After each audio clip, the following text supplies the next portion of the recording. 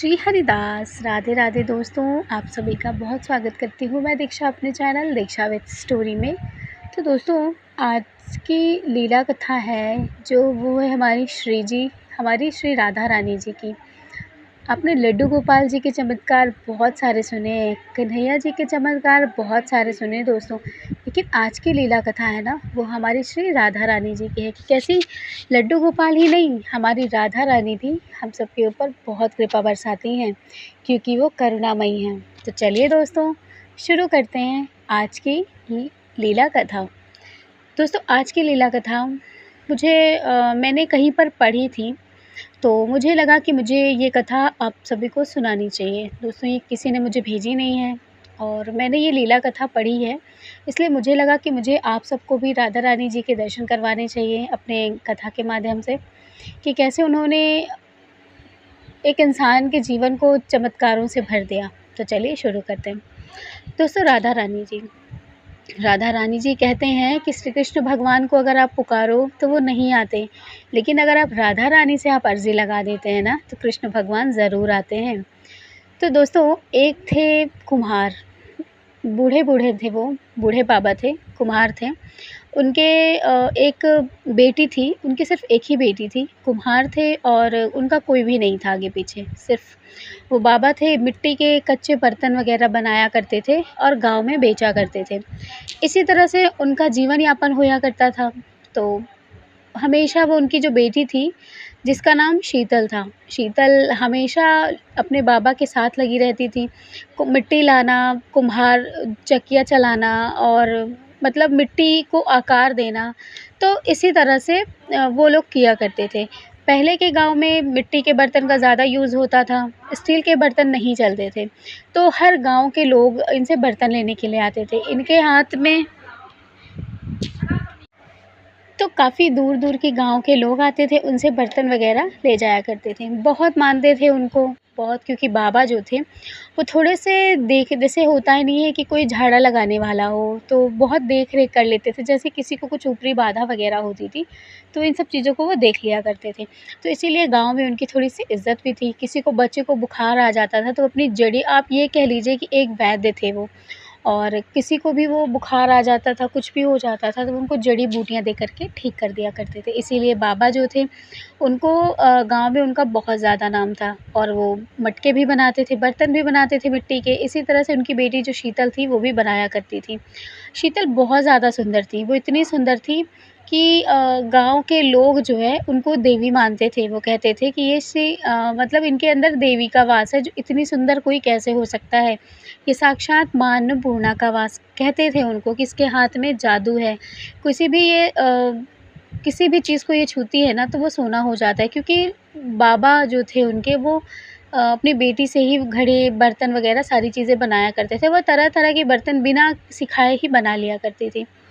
इसी तरह से बाबा एक दिन उनके बर्तन बनाती हैं और वो लेकर के शीतल से कहते हैं कि बेटा, तुम जाके दूसरे गाँव में बर्तन दे आओ। तो वो बर्तन को देने के लिए चली जाती हैं। जाती हैं, रास्ते में कहती है कि बाबा, अब मैं लौटूँगी तो मुझे शाम हो जाएगी आने में। आप मेरा इंतज़ार मत करिएगा, आप खाना खा लीजिएगा और मैं खाना बना कर के जा रही हूँ। जो बाबा थे वो कहते हैं, ठीक है, तुम जाओ और तुम शाम को आराम से आना। उसके बाद जो शीतल होती हैं, वो बर्तन को लेती हैं और बर्तन को ले कर के पहुँचाने दूसरे गाँव में चली जाती हैं। दोस्तों, शीतल खेत से ही जाती थी, खेती-बाड़ी जंगल से होकर के जा रही थी।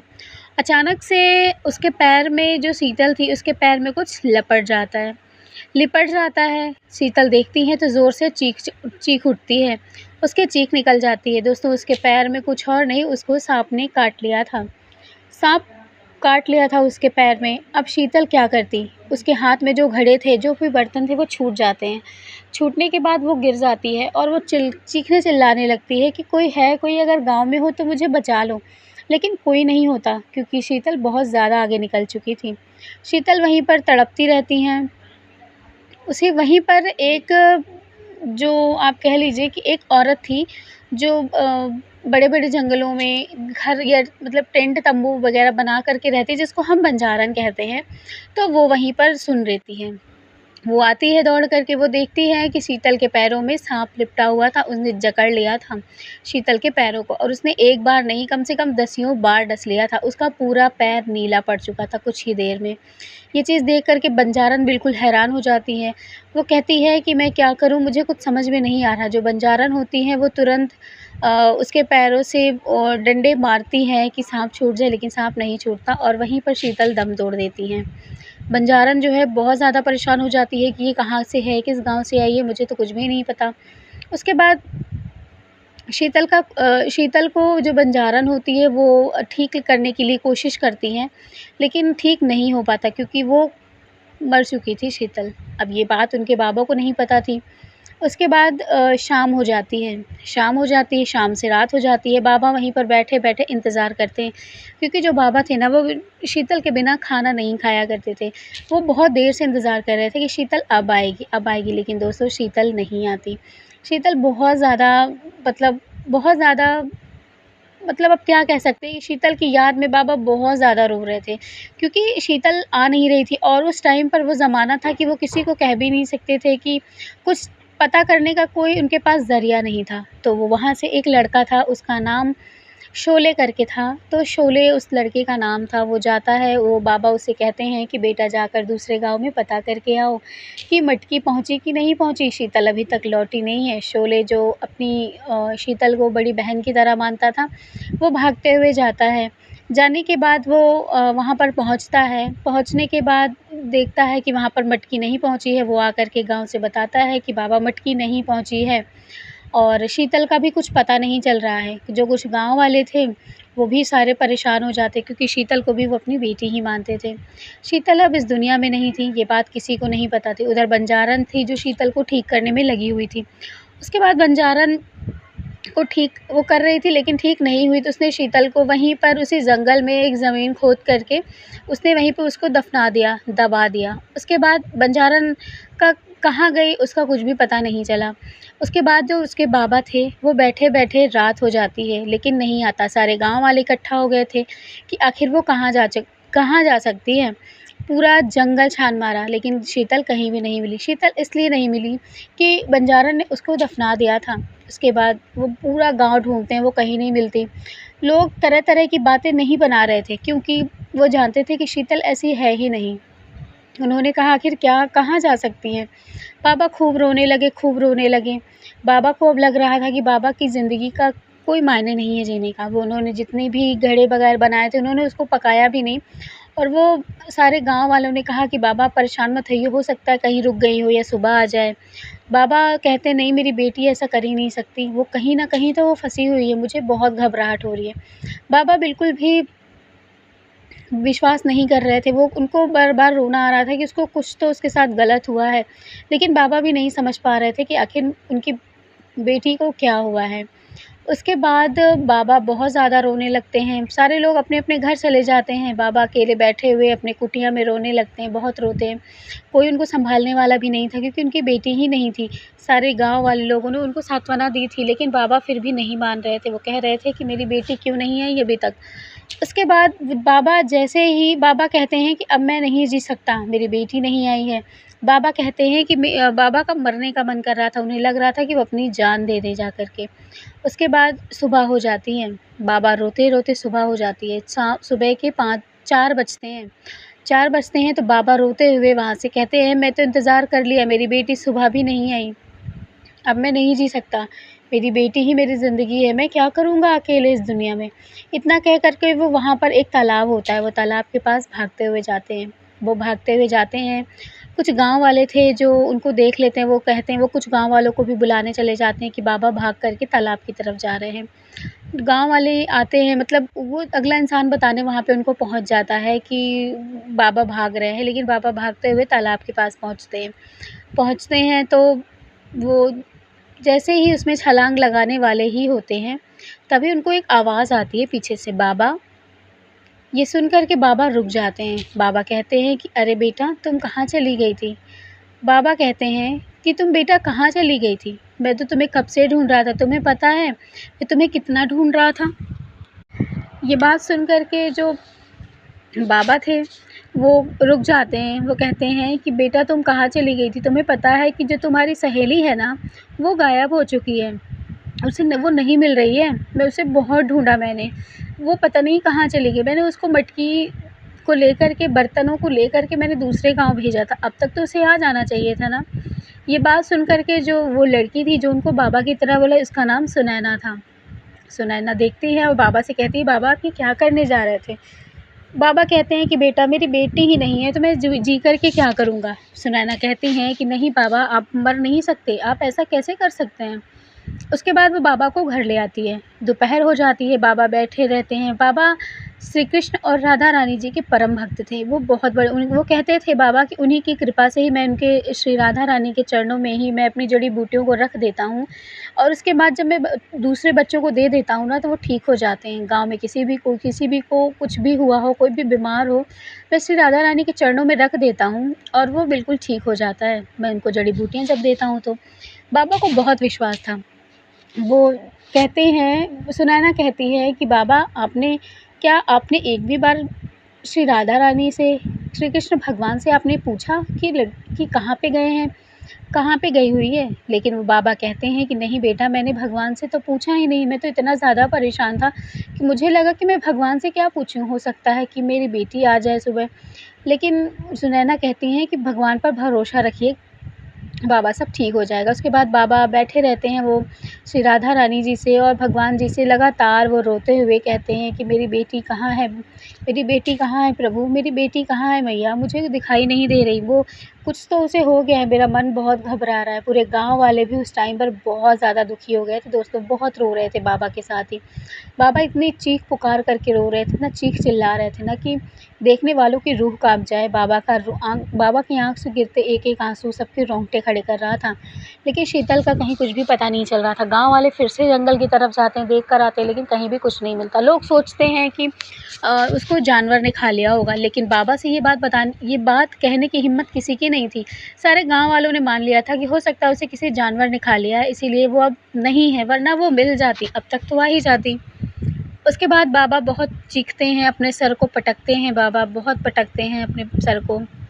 बाबा के सर से खून निकलने लगता है। लोग उनको अगल-बगल के पकड़ लेते हैं कि बाबा सँभालिए खुद को, आप ऐसे कैसे कर सकते हैं? बाबा को कुछ भी नहीं समझ में आता। बाबा सबको कहते हैं कि तुम लोग अपने-अपने घर जाओ, मैं ठीक हूँ। उसके बाद सारे लोग सोचते हैं कि सच में बाबा ठीक होंगे। बाबा सबको बाहर भेज के अपना फिर से वो खुद चुपचाप निकल जाते हैं और वो जाते-जाते सिर्फ़ अपनी बेटी को याद करते हुए वो जैसे ही फिर से तालाब में छलांग लगाने के लिए जाते हैं, उनको फिर से पीछे से आवाज़ आती है। वो कहती हैं, बाबा आप यहाँ क्या करने जा रहे हैं? तभी जो बाबा थे वो पीछे पलट कर के देखते हैं दोस्तों, तो वो कहते, अरे शीतल, तुम यहाँ पर? शीतल को देख कर के बाबा बहुत ज़्यादा खुश हो जाते हैं। बाबा कहते हैं, अरे बेटा तुम यहाँ हो, मैं तुम्हें कब से ढूँढ रहा हूँ, तुम्हें पता है तुम अभी तक नहीं आई थी। मैं तो सोच रहा था कि तुम्हें क्या-क्या हो गया है। चल, चल बेटा घर चल। ये कह कर के शीतल साथ में बाबा के जाती हैं। बाबा बहुत ज़्यादा खुश हो जाते हैं। बाबा तुरंत कहते हैं कि देख मेरी शीतल आ गई, मैं कहा था ना कि वो ज़रूर आएगी, उसे कुछ भी नहीं हुआ है, तुम लोग बहुत ज़्यादा फालतू की चीज़ें बोल रहे थे। देखो मेरी बेटी आ गई। ये कह कर के बहुत ज़्यादा वो खुश हो जाते हैं बाबा। उसके बाद वो आती हैं, शीतल खाना बनाती हैं, खिलाती हैं सबको, बाबा को खिलाती हैं, फिर से वो अपने काम पर लग जाती हैं। वो रोज़ अपने काम को करती, उसके बाद वो खाना बनाती, खिलाती बाबा को। बाबा भी अपने प्यार से अपनी बेटी को खिलाया करते थे, शीतल को खिलाते थे। इसी तरह से कुछ वक़्त बीतता गया, वक़्त बीत रहा था। उसके बाद एक दिन की बात है, बाबा बैठे हुए थे, बाबा बना रहे थे, मटकी बना रहे थे, क्योंकि गर्मियों का सीज़न आ गया था। बहुत सारे लोगों ने कह दिया था कि बाबा हमें मटकी चाहिए और वो मटकी बना रहे थे। तभी मटकी बनाते हुए बाबा अंदर बैठे हुए थे और वो शीतल से कह दिया उन्होंने कि जाके तुम मटकी बना लो, और जैसे ही शीतल आती है, मटकी बनाती हैं, शीतल कुछ भी नहीं करती। शीतल बैठे हुए बस वो अपने हाथ को ऐसे-ऐसे हिलाती हैं और मटकी तैयार हो जाती है। ये चीज़ बाबा नहीं देख पाते। बाबा जैसे ही आते हैं, शीतल अपना हाथ लगा देती हैं। बाबा कहते हैं कि बेटा इतनी जल्दी तुमने इतनी सारी मटकियाँ तैयार कर ली। उसके बाद गाँव में एक बच्चा बीमार हो गया था। बच्चा बीमार बहुत ज़्यादा हो गया था, उसकी तबीयत बहुत ज़्यादा ख़राब हो गई थी। शीतल ये देख कर के जब वहाँ पर जाती हैं, तो शीतल ने माथे पर ही हाथ रखा था और वो बिल्कुल ठीक हो जाता है बच्चा। ये चीज़ देख कर के गाँव वाले बहुत ज़्यादा हैरान हो गए थे। बहुत ज़्यादा गाँव वाले कह रहे थे कि इसको क्या हो गया है? ये शीतल तो नहीं है, ये शीतल इस ऐसे कैसे कर सकती है? शीतल के हाथ रखते ही चीज़ें ठीक हो रही हैं। वहाँ पे दोस्तों वो कहते हैं कि एक तालाब था, वहाँ पर एक तालाब था जहाँ पर हमेशा कीड़े लगे रहते थे, हमेशा कीड़े लगे रहते थे। एक दिन शीतल वहीं पर मिट्टी के लिए जाती हैं और वो मिट्टी जिससे वो खोद रही थी, वहीं से एक मिट्टी का मतलब एक उनका जो लोहे का जो औज़ार था वो जा कर के उसी नदी में गिर जाता है और कहते हैं कि शीतल का हाथ लगते ही वो पानी बिल्कुल स्वच्छ हो गया था, बिल्कुल सफ़ेद हो गया था। ये चीज़ देख कर के गाँव वाले बिल्कुल हैरान थे और जो उनके साथ गए थे वो तो बिल्कुल हैरान थे। गाँव में आकर वो लोग बताते हैं कि ऐसी-ऐसी चीज़ें शीतल कर रही है। गाँव वाले एक दिन आते हैं बाबा के घर, वो कहते हैं कि आपकी बेटी नहीं है, वो कुछ और है क्योंकि वो ऐसी-ऐसी चीज़ें कर रही है ना कि कभी शीतल ने ये सब किया ही नहीं। बाबा आप वैद्य हो, आप दवाई देते हो, लेकिन शीतल कभी ऐसी शी आपको पता है जो तालाब बरसों से गंदा हुआ था उस पानी को छूते ही शीतल ने जैसे ही छुआ वो पानी बिल्कुल साफ़ और स्वच्छ हो गया। अब आप बताइए ये कैसे हो गया? ये सुन कर के बाबा भी हैरान थे। बाबा बहुत ज़्यादा परेशान हैरान थे क्योंकि हर गाँव वाला उनको आकर कुछ न कुछ चीज़ें बता कर के ही जाता कि आज आपकी बेटी ने ये किया, आज आपकी बेटी ने ये चमत्कार किया। बाबा बहुत ज़्यादा खुश भी होते और दुखी भी होते कि मेरी बेटी ऐसा कैसे कर सकती है। फिर एक दिन बाबा ने उनसे कहा कि बेटी मेरे सर पे हाथ रख कर के कसम खाओ कि तुम मेरी ही बेटी हो ना, तुम कुछ और तो नहीं हो ना। शीतल सर पे हाथ रख कर के कसम खाती हैं कि हाँ, मैं आपकी ही बेटी हूँ बाबा और मैं किसी की बेटी नहीं हूँ। आप मुझे बहुत प्यार करते हैं ना, इसीलिए तो मैं यहाँ पर आई हूँ। ये बात सुन कर के बाबा कहते हैं देखा मैंने कहा था ना कि तुम कुछ नहीं करती, लेकिन गाँव वाले कुछ भी कह देते हैं आकर के। उसके बाद फिर गाँव में इसी तरह से चर्चाएँ शुरू हो जाती हैं बहुत सारी कि शीतल ये कर रही हैं, वो कर रही हैं। फिर किसी को कानो-कान कुछ खबर लगती है क्योंकि बंजारन जो थी वो गाँव में आई थी और उस बंजारन ने एक दिन शीतल को पानी भरते हुए देख लिया था कुएँ पर से। जब बंजारन शीतल को देखती है तो वो दंग रह जाती है, वो कहती है कि अरे! तू ठीक हो गई? तुझे तो मैंने अपने हाथों से दफ़नाया था। तू कैसे ठीक हो सकती है? तुझे पता है तुझे साँप ने कितनी बार डसा था? ये सुन कर के शीतल हँसने लगती हैं, मुस्कुराते हुए वे अपने पानी की घड़े को लेकर के चली आती हैं घर पे। उसके बाद जो बंजारन थी वो गाँव के आस-पास लोगों के पास जाकर कहती है तुझे पता है, हम एक दिन ये जंगल गई थी और इसके पैरों में ना साँप ने लपेट लिया था और इसको पता है 10 जगह काटा हुआ था। ना जाने ये कैसे बच गई? ये बच्ची तो बहुत ही अच्छी लग रही है, बिल्कुल स्वस्थ लग रही है। ये बात सुन कर के गाँव वालों ने कहा नहीं ऐसा कैसे हो सकता है? ये तो बिल्कुल ठीक है, इसने तो कुछ भी नहीं बताया। वो कहती हैं कि नहीं ऐसा हुआ है। ये सुन कर के बंजारन बाबा के पास जाती हैं। बाबा से कहती हैं कि बाबा ये आपकी बेटी है? बाबा कहते हैं हाँ, क्यों? तुम ऐसा क्यों पूछ रही हो? वो कहती हैं बंजारन कि बाबा मैं ये इसलिए नहीं पूछ रही हूँ, मैं ये पूछ रही हूँ कि आपकी बेटी को साँप ने काट लिया था और ये क्या आपकी ही बेटी है? बाबा कहते हैं क्या मेरी बेटी को साँप ने काटा है? ऐसे कैसे हो सकता है? तो उन्होंने कहा कि बेटा तुमने बताया नहीं कि तुमको साँप ने काटा है। उसके बाद जो बाबा थे वो तुरंत अपनी बेटी शीतल को बैठाते हैं और दोस्तों जैसे ही वो शीतल के पैरों को उठाते हैं, बाबा को ना जाने पैर में उनके क्या दिखता है बाबा वहीं पे बिल्कुल बैठ जाते हैं, बिल्कुल बाबा की आँखें बिल्कुल पथरा-सी जाती हैं। बाबा की आवाज़ें बंद हो जाती हैं, उसके बाद वो नीचे अपने पैर को कर लेती हैं। उसके बाद शीतल झकझोरती हैं, कहती हैं बाबा क्या हुआ? बाबा अपने होश में आते हैं, उसके बाद बाबा शीतल के सिर्फ़ चेहरे को ही देखे जा रहे थे। उसके बाद वो कहती हैं बाबा मैं कोई और नहीं मैं आपकी बेटी हूँ और आप बिल्कुल भी परेशान मत होइए, ठीक है? किसी को कुछ भी कहना है कुछ कहने दीजिए। उसके बाद वो बंजारन पूरे गाँव में ये बात फैला देती हैं कि ये उनकी बेटी नहीं है, ये कोई जादूगरनी है जो यहाँ पर आ गई है। ये सुन कर के बाद सभी गाँव वाले तो विश्वास वैसे भी नहीं करते थे क्योंकि वो ऐसी-ऐसी चीज़ें करती थी कि लोगों को यकीन बहुत आसानी से हो गया था। सारे गाँव वाले लाठी लेकर के आकर के खड़े हो गए थे। वो कह रहे थे कहाँ है मेरी शीतल? ये शीतल नहीं हो सकती। उसके बाद जो बंजारन थी वो कहती है कि मैं आप लोगों को लेकर के चलती हूँ। उसके बाद बंजारन बाबा को सारे लोगों को लेकर के चली जाती है। वो उस जगह पर लेकर के जाती है दोस्तों, जहाँ पर उसने शीतल को कुछ समय पहले वहाँ पे उसने दफ़ना दिया था। तो जैसे ही वहाँ पे चीज़ें मिट्टी को हटाया जाता है, वो हटा-हटा कर दिखाती है, वैसे ही वो शीतल जो थी वो वहीं पर दफ़न होती हैं। ये देख कर के सारे गाँव वाले बिल्कुल हैरान हो जाते हैं दोस्तों। उसके बाद हैरान हो जाते हैं, बाबा तो बिल्कुल वहीं पर धम से बैठ जाते हैं। उसके बाद बाबा रोते हुए भाग कर के घर जाते हैं और जब वो जाते हैं, तो देखते हैं कि शीतल वहाँ पर है ही नहीं। शीतल वहाँ पर नहीं थी। ये देख कर के बाबा बहुत रोते हैं क्योंकि जिस पीढ़े पर वो बैठी हुई थी शीतल वहाँ पर निशान बना हुआ था। वहाँ पर बहुत सारे पदचिह्न बने हुए थे। ये देख कर के बाबा उस पदचिह्न को पकड़ कर खूब रोते हैं, खूब रोते हैं। वो कहते हैं कि तुम कहाँ चली गई मेरी लाडली? तुम तो मेरे पास आई लेकिन मैं तो तुम्हें अपना भी नहीं सका। मैंने तुमसे कितना काम कराया। मैंने तो तुम्हें कहा कि तुम जा कर के पानी भर कर ले आओ। तुम्हारे हाथ कितने दुखे होंगे। मुझे माफ़ कर दो मेरी राधा। वो ये कह कर के बहुत रोने लगे दोस्तों, बहुत रोने लगे। बाबा को वहाँ से ऐसा भागता देख जंगल से कुछ लोग आए जो उन बाबा को कहने लगे, बाबा क्या हुआ? आप ऐसे क्यों कर रहे हैं? कहाँ गई वो जो लड़की थी यहाँ पर? वो हमारी शीतल तो नहीं है ना? बाबा ने कुछ भी नहीं कहा। बाबा बस चुपचाप पथराई आँखों से बस उसी पदचिह्न को देखे जा रहे थे, देखे जा रहे थे। उसके बाद बाबा को सबने कहा कि आपकी बेटी वहाँ है बाबा, आप चलिए। बाबा बिल्कुल सुध-बुध खो बैठे थे, उनको कुछ समझ ही नहीं आ रहा था कि क्या अच्छा है, क्या बुरा है। उनको ये तक नहीं था कि उनकी जो पोती है, जो उनकी बेटी है, वो वहाँ पर दफ़न हुई है। बाबा को इस चीज़ की भी सुध नहीं थी।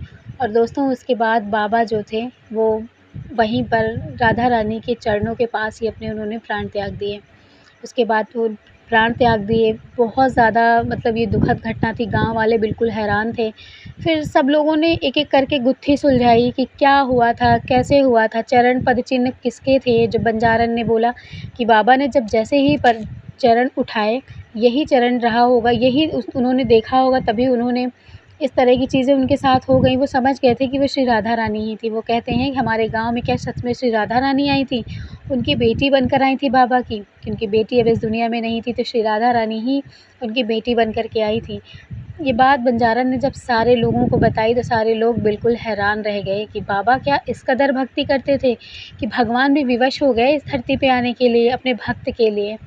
तो उन्होंने ऐसी घटना बताई, मतलब मैंने पढ़ी तो मुझे लगा कि मुझे दोस्तों आप लोगों तक आप लोगों को पहुँचानी चाहिए। तो आपको कैसी लगी मुझे ज़रूर बताइएगा कि श्री राधा रानी भी कैसे चमत्कार करती हैं ना अपने भक्तों के साथ, वो कैसे आ गई थी अपने बाबा के पास।